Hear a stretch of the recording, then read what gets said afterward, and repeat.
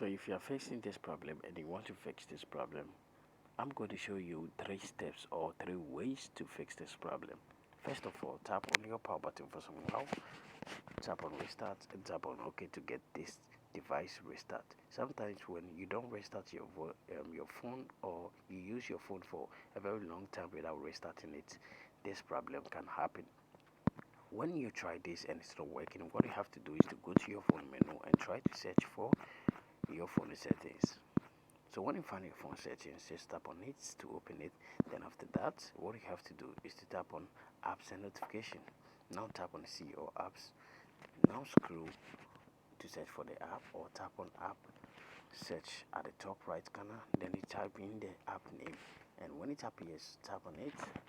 After that, tap on force stop, tap on OK. Now tap on permissions and make sure every permission is allowed. Go back and tap on storage and cache, tap on the clear cache.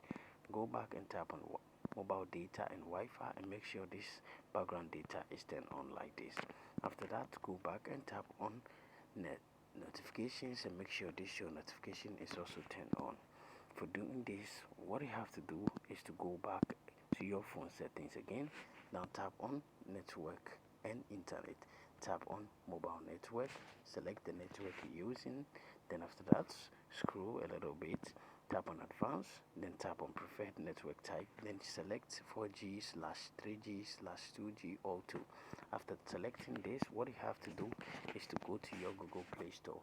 So when you get to your Google Play Store, what you have to do is to update the app.